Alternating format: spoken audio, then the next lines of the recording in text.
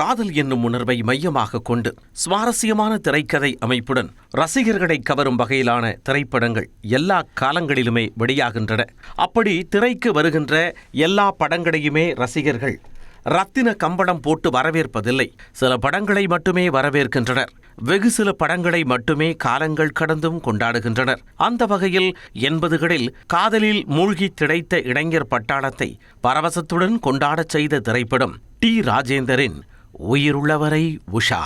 ஒருதலை ராகம், ரயில் பயணங்களில் என 80களின் மத்தியில் காதலை மையமாக கொண்ட பிரம்மாண்டமான வெற்றி படங்களை கொடுத்த டி. ராஜேந்தர் அதன் பிறகு சில படங்களில் சறுக்கினார். நெஞ்சில் ஒரு ராகம், ராகம் தேடும் பல்லவி என 2 சுமாரான படங்களுக்கு பிறகு டி. ராஜேந்தர் என்னும் அஷ்டாவதானியை ரசிகர்கள் மத்தியில் அழுத்தம் திருத்தமாக கொண்டு சேர்த்த திரைப்படம் உயிருள்ளவரை உஷா. 1980ஆம் ஆண்டு இயக்குநராக தமிழ் சினிமாவில் அறிமுகமான டி. ராஜேந்தர் அடுத்த 2 ஆண்டுகளில் நடிகை உஷாவை காதலித்து திருமணம் செய்து கொண்டார். குறிப்பிட்ட அந்த காலகட்டத்தில் தன்னுடைய காதல் மனைவி உஷாவின் நினைவாகவே தனது திரைப்படத்திற்கு உயிருள்ளவரை உஷா என்று பெயர் வைத்தார் டி. ராஜேந்தர். ரூபா, ஜோதி, சரிதா என தன்னுடைய நாயகிகளை தனித்துவமான முறையில் திரையில் காட்டுபவர் டி. ராஜேந்தர். பெரும்பாலும் புதுமுக நாயகிகளை தனது கதையின் முதன்மை நாயகியாக தேர்வு செய்யக்கூடிய டி. ராஜேந்தர் உயிருள்ளவரை உஷா திரைப்படத்தின் உஷா கதாபாத்திரத்திற்கும் ஓர் இளம் புதுமுக நாயகியை தேடிக்கொண்டிருந்தார். அந்த சமயத்தில் டி. ராஜேந்தரின் திரைப்படங்களில் அறிமுகமாகும் கதாநாயகிகளுக்கு ரசிகர்கள் மத்தியில் பெரிய எதிர்பார்ப்பு இருந்தது. நீண்ட நாட்களாக தனது கதைக்கான உஷாவை தேடிக்கொண்டிருந்த டி. ராஜேந்தருக்கு எந்த நாயகியை பார்த்தும் திருப்தி வரவில்லை. ஒரு கட்டத்தில் தேடுதல் படலத்தில் தீவிரமாக ஈடுபட்டு கொண்டிருந்த டி. ராஜேந்தருக்கு நடிகை லட்சுமியின் மூலம் நளினி அறிமுகமானார். தமிழ் சினிமாவின் பிரபல நடன இயக்குனர் மூர்த்தியின் மகளான நளினி சிறுவயதில் இருந்தே நடனத்தில் தேர்ச்சி பெற்றவர். நளினியின் நடன திறமையை நேரில் கண்ட டி. ராஜேந்தர் இவர்தான் தனது கற்பனையில் உதித்த உஷா என தீர்மானம் செய்து கொண்டார். தமிழில் முதன்மை கதாநாயகியாக நடிப்பதற்கு முன்பே மலையாளத்தில் பரபரப்பான நாயகியாக வலம் வந்து கொண்டிருந்த நளினி டி. ராஜேந்தருக்காகவே தமிழில் நடிப்பதற்கு சம்மதித்தார். படத்தின் மைய கதாபாத்திரம் என்பதால் கதையின் அதிகமான காட்சிகளில் நளினியே இடம்பெற்றார். தொடக்கத்தில் நாயகன் கங்காவை ஒரு பொருட்டாகவே மதிக்காத பெண்ணாக வலம் வந்த நளினி பாடல் காட்சிகளில் அழகு பதுமையாகவே ஜொலித்தார். குறிப்பாக எந்திரலோகத்து சுந்தரி பாடலில் நடனம் ஒரு பக்கம், நளினம் ஒரு பக்கம் என நளினி காட்டினிய துடிப்பான நடிப்பு அன்றைய ரசிகர்களை வெகுவாக ஈர்த்தது. ஆரம்பத்தில் ஆங்காங்கே கங்காவின் காதலை அலட்சியம் செய்கின்ற நளினி அதன் உச்சமாக அவரை கல்லூரி முதல்வரிடம் மாட்டிவிடும் காட்சிகள் அனைத்தும் சுவாரஸ்யமானவை. ஆனாலும் அந்த நிகழ்வுதான் நாயகன் கங்கா மீது நாயகி நளினி காதல் கொள்வதற்கு முக்கியமான நிகழ்வாக அமையும் என்பது போல திரைக்கதையை உருவாக்கியிருந்தார் இயக்குனர் டி. ராஜேந்தர். அதன் பிறகும் கங்காவின் தொடர்ச்சியான அன்பின் காரணமாக அவர் மேல் காதல் கொள்ளும் நளினி அவரை முதல் முறையாக ஏற்றுக்கொள்ளுகின்ற காட்சி சற்றே கவித்துவமானது. எப்பொழுதுமே கதையின் முதன்மை கதாபாத்திரத்திற்கு திரைக்கதையில் வேறு வண்ணங்கள் இருக்கும் பட்சத்தில் குறிப்பிட்ட அந்த கதாபாத்திரம் சுவாரஸ்யமானதாக மாறும். அந்த வகையில் ஆரம்பத்தில் கங்காவை காதலிக்க மாட்டேன் என அவ்வளவு உறுதியாக இருக்கின்ற உஷா அவரை காதலித்த பிறகு அவரை விட்டு பிரியாமல் திடமாக இருப்பார். பிரிக்க முயன்றால் காதல் இன்னும் அழுத்தம் பெறும் என்பது போல ராதாரவி படுத்தும் அத்தனை கொடுமைகளையும் தாங்கிக் கொண்டு உஷா என்கின்ற மன உறுதி நிரம்பிய பெண்ணாக மின்னினார் நளினி. 80களின் தொடக்கத்தில் டி. ராஜேந்தரின் படங்களில் கதாநாயகனாக நடிக்கும் புதுமுக நாயகர்களுக்கு ரசிகர்கள் மத்தியில் பெரிய ஆதரவு இருந்து வந்தது. ஒருதலை ராகம் சங்கர், ஸ்ரீநாத் வரிசையில் உயிருள்ளவரை உஷா படம் மூலம் கங்காவும் அன்றைய இளைஞர் பட்டாளத்தால் கொண்டாடப்பட்டார். தொடக்கத்தில் பல அசட்டுத்தனங்களோடு விளையாட்டாக நளினியின் மேல் காதல் வசப்படுகின்ற கங்கா கதை நகர நகர அந்த காதலில் தீவிரமடைவார். கங்கா எப்படி நளினியை கவர முயல்கிறார் என்பதை கலகலப்பாகவும் அதே நேரத்தில் சுவாரஸ்யமாகவும் படமாக்கினார் இயக்குனர் டி. ராஜேந்தர். துச்சாதனனாக நடித்துக் கொண்டிருக்கும் பொழுது நளினியை இனிமையாக பழிவாங்கும் காட்சிகளில் கங்கா காட்டிய நடிப்பு ரசிக்கத்தக்கது. குறிப்பிட்ட அந்த காட்சியில் கங்கா பேசிய வசனங்கள் அனைத்தும் டி. ராஜேந்தரின் கற்பனையில் உதித்த அவரது ட்ரேட்மார்க் வசனங்கள்.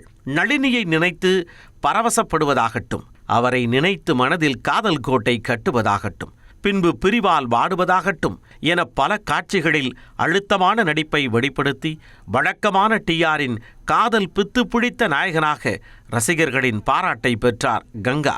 தமிழ் சினிமாவில் கால் பதித்த போது தேர்ந்த கதை சொல்லியாகவும் திறமையான இயக்குனராகவும் மக்கள் கொண்டாடக்கூடிய இசையமைப்பாளராகவும் கவித்துவமான பாடலாசிரியராகவும் முத்திரை பதித்த டி. ராஜேந்தர் அதற்கு முன்பு வரை தனது படங்களில் ஆங்காங்கே தலைகாட்டி வந்தார். என்றாலும் தனது நடிப்பு பயணத்தின் அடுத்த கட்டமாக உயிருள்ளவரை உஷா படத்தில் செயின் ஜெயபால் எனும் கதாபாத்திரத்தில் அதகடமான நடிப்பை வெளிப்படுத்தினார் டி. ராஜேந்தர்.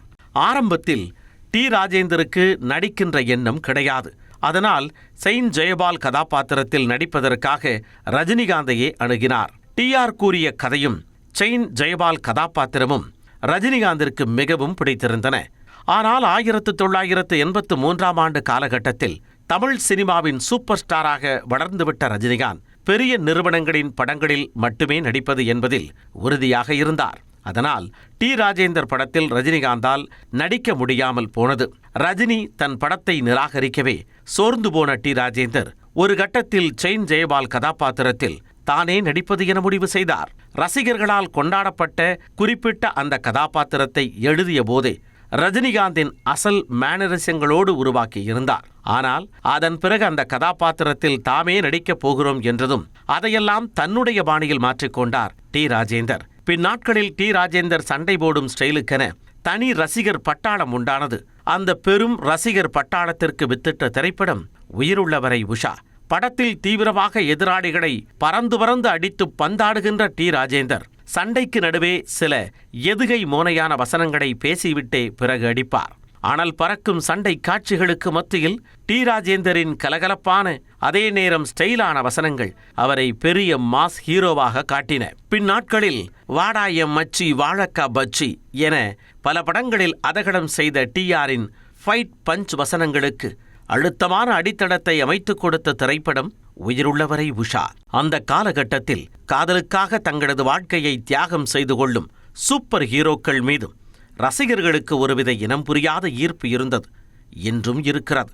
அந்த வகையில் கிளைமாக்ஸ் காட்சியில் காதலர்களுக்காக தன் உயிரை மாய்த்துக் கொள்ளுகிற டி. ராஜேந்தரை ரசிகர்கள் கொண்டாடினர். இது ஒரு பக்கம் என்றால், காதலுக்கு காவல்காரனாக கலகலப்பாக ஜொலித்த டி. ராஜேந்தர் படத்தில் தனது இறந்த கால காதல் கதையை கூறுகின்ற காட்சி கவித்துவமானது. தனது காதல் எப்படி காணல் நீராக மாறிப்போனது என்பதை வெறும் வசனங்களால் விவரித்த டி. ராஜேந்தர் பறவைகளின் வண்ணமயமான ஓவியங்களை கொண்டு ரசிகர்களுக்கு அந்த சோகத்தை கடத்தினார். இரு காதல் பறவைகள் ஒரு கழுகிடம் சிக்கி தங்களது உயிரை விடுகின்ற மாதிரியான ஓவியங்களை உருவாக்கிய டிஆர் சோகத்திற்கு அப்பால் ரசனைக்குரிய வகையிலும் அந்த காட்சியை உருவாக்கினார். டி. ராஜேந்தர் போலவே தன் மன வாழ்க்கையில் தோல்வியை சந்தித்த மற்றொரு கதாபாத்திரம் சரிதாவின் பாத்திரம். தக்க சமயத்தில் நளினியின் திமிரான மனவார்ப்பை கண்டிக்கின்ற சரிதா அமைதியான அதே நேரத்தில் அழுத்தமான நடிப்பை வெளிப்படுத்தினார்.